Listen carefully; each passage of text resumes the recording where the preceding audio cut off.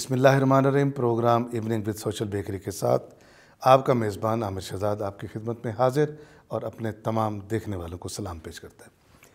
नाज़रीन किराम, खेल एक ऐसा शोबा है जिसमें इंसान मुकम्मल कामयाबी हासिल तब करता है जब वो उस पर बाकायदा प्रैक्टिस करता है, और बाकायदा प्रैक्टिस का जज्बा तब पैदा होता है जब इंसान अपने काम में, अपने खेल में ख़ास तौर पे आज मेरा मौजू, उसमें कामयाबियाँ हासिल करता है तो फिर ख़ुद ब खुद एक जज्बा पैदा होता है। एक रास्ता और भी है कामयाबी हासिल करने का कि आपको खेल मिरास में मिला है, यानी आपसे पहले आपके बड़े ये खेल खेलते थे, तब भी मेहनत और जहद मुसलसल को इनकार नहीं किया जा सकता। आज हमारे साथ एक ऐसे खिलाड़ी हैं जिनका ताल्लुक़ जिमनास्टिक से है, और ये वो घर है जिन्होंने जनूबी पंजाब में यानी मुल्तान और इस पूरे वसेब में जिमनास्टिक को पहली बार यानी बतौर खेल के मुतारिफ़ करवाया और इसके बाकायदा तरबियत गाहें बनाई।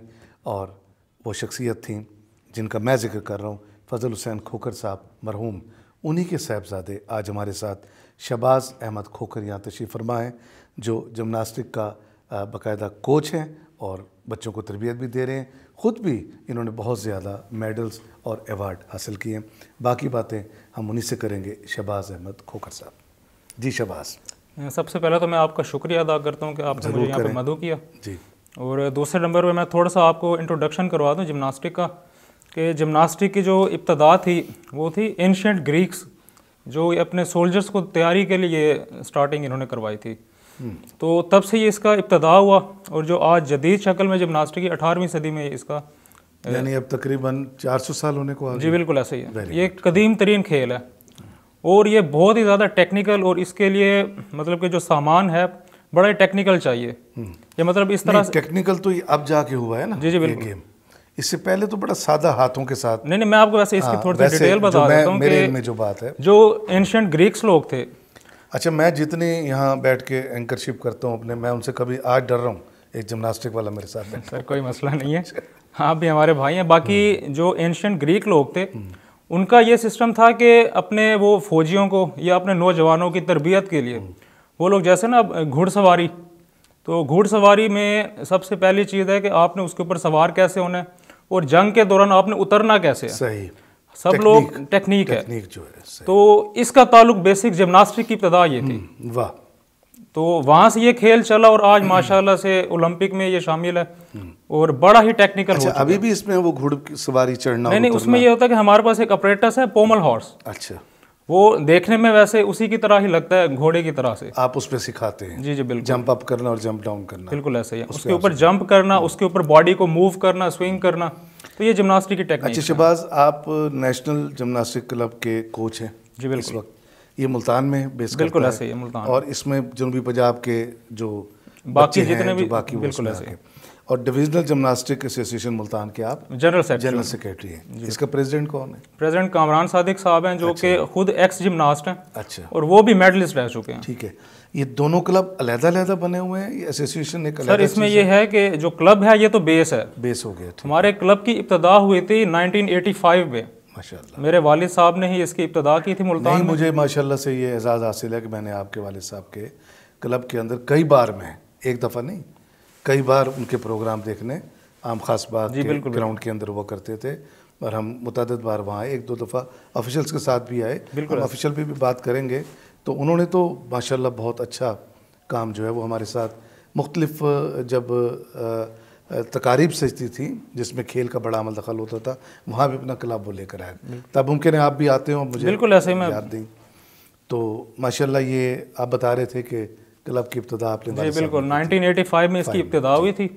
तो उसके बाद ये पहले उन्होंने कुछ कोर्सेज़ वगैरह किए, वो ख़ुद भी जिमनास्ट थे, खुद भी वो कंपटीशन वगैरह भी खेलते थे। तो कोर्सेज़ करके वो इस लेवल पे पहुंच के उन्होंने यहाँ पे अपने हज़ारों लड़कों को ट्रेन किया। ये मुल्तान समेत जनूबी पंजाब में जितने भी क्लब्स चल रहे हैं मोस्टली उनमें उन्हीं के स्टूडेंट हैं। वाह वाह। कितने क्लब हैं इस वक्त? तकरीबन जनूबी पंजाब के मुख्तलिफ शहरों में 200 से 300 क्लब उनके चल रहे हैं। वाह, अच्छा, बहुत अच्छी। और दूसरे नंबर पे ये है कि जिमनास्टिक जो मैं बता रहा था कि टेक्निकल गेम हो चुकी है, लेकिन हमारा सबसे बड़ा मसला ये है कि हमारे पास वो सामान है ही नहीं जिस पे ओरिजिनल जिमनास्टिक की प्रैक्टिस की जाती है। अच्छा, ये सामान कहाँ, मतलब पाकिस्तान में अवेलेबल है?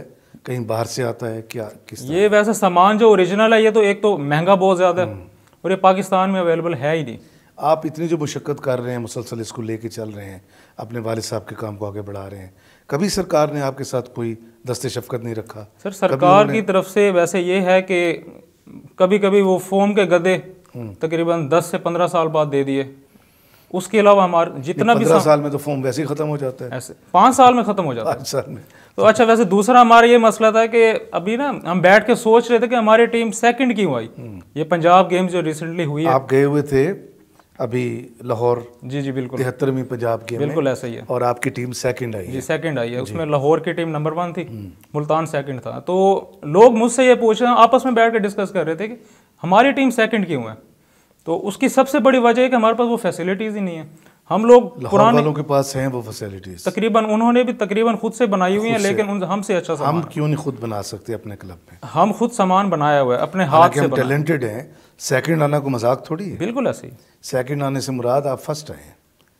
एक अगर स्टेप आपको मिल जाता, एक नंबर, तो आप फर्स्ट आ जाते, बिल्कुल टाई हो जाती। लेकिन इसका मतलब टैलेंट तो मौजूद है, थर्ड फोर्थ फिफ्थ तो नहीं है ना। बिल्कुल ऐसे ही। तो मतलब टैलेंट मौजूद है, सामान क्यों नहीं हमसे बन पाया? सामान हमसे इसलिए नहीं बन पाया कि हमने जो सामान बनाया हुआ है खुद से अपने हाथों से बनाया हुआ है। जेब से हमने अपने पैसे डाले और वही सामान बना के हम इस्तेमाल कर रहे हैं, लेकिन वो सामान मायारी नहीं है। चंदा करते हैं आप? चंदा ये कि हमारे जो एसोसिएशन पॉकेट से उसमें ये होता है, हमारी जो एसोसिएशन है, हम सब हमारे आपने जिम्नास्ट कभी गवर्नमेंट को अपना लेटर लिखा कि हमें यहाँ क्लब हम चला रहे हैं, बिल्कुल सेहत के मामलात हैं, लेयर एक्टिविटीज़ हैं, उन्होंने कभी कोई रिस्पॉन्स दिया आपको? रिस्पॉन्स उनकी तरफ से यही होता है कि भाई हमारे पास खुद नहीं है, हम कहाँ से दें आपको। अच्छा, तो तकरीबन ये 10 से 15 आप लगे रहिए। मैं नहीं समझता कि बिल्कुल आप रिफ्यूज़ हों। आप लोकल गवर्नमेंट के साथ मिलें, जो स्पोर्ट्स की मुल्तान की बॉडी है, जी जी उनसे बात करें, कमिश्नर साहब से बात करें, कुछ ना कुछ आपके लिए होपफुली इंशाल्लाह ज़रूर हो जाएगा। और आपकी टीम सेकंड आई है माशाल्लाह, ये भी बड़ा मुबारक कदम है। कितने लोग गए थे आप खेलने के लिए? उसमें हमारी जिम्नास्टिक के प्लेयर्स होते हैं 6 प्लेयर्स की टीम मुश्तमिल होती है, साथ उनके 2 ऑफिशियल्स होते हैं टीम को हैंडल कोच के तौर पे आप गए थे? जी जी बिल्कुल। एक आपके साथ मैनेजर भी होगा? जी बिल्कुल, हमारे साथ मैनेजर 6 खिलाड़ी होंगे? 6 खिलाड़ी थे हमारे, और माशाल्लाह से उन्होंने अपना पूरा जोर लगाया जितना उनसे हो पाया। तो मैं ये बात कर रहा था कि हमारे लड़के सेकंड क्यों हुए हैं। सामान ना होने की वजह से लड़के इंजर्ड जल्दी हो जाते हैं। अगर आपके पास मायारी सामान है तो आपको इंजरी कम से कम होगी, फिर खेलने में मजा आएगा। अब हमारे बच्चे जो प्रैक्टिस कर रहे हैं वो ओल्ड सामान पे, मतलब कि अगर हमारे पास मैट्रेस है जिम्नास्टिक ऐसी सिचुएशन बन जाए, कुछ चोट लग जाए, क्या करते हैं फौरी तौर पे? तिब्बी इमदाद वो हम अपने तौर पे ना, वो गेमों में हम देखते हैं स्प्रे करते हैं और बच्चे दोबारा। बिल्कुल ऐसा ही है। तो वो हमने किट वगैरह रखी हुई है अपने स्टूडेंट्स के लिए। तो फौरी तौर पे वैसे बहुत कम ही होता है ये, क्योंकि अल्हम्दुलिल्लाह कोचिंग को काफ़ी अरसा हो गया हमें खुद करते हुए। वालिद साहब से मैंने सीखा था, जिम्नास्टिक मैं खुद करता रहा हूँ नेशनल लेवल पे। उसके अलावा वालिद साहब ने ऐसी टेक्निक्स बताई हैं, और पिछले दिनों वैसे एक कोर्स हुआ है इंटरनेशनल लेवल का जिम्नास्टिक का लाहौर में। सही। तो ये पाकिस्तान जिम्नास्टिक फेडरेशन की ये एक काविश थी जिसमें उन्होंने छोटे शहरों को भी मदऊ किया था। तो उसमें मुल्तान की नुमाइंदगी मैंने की थी।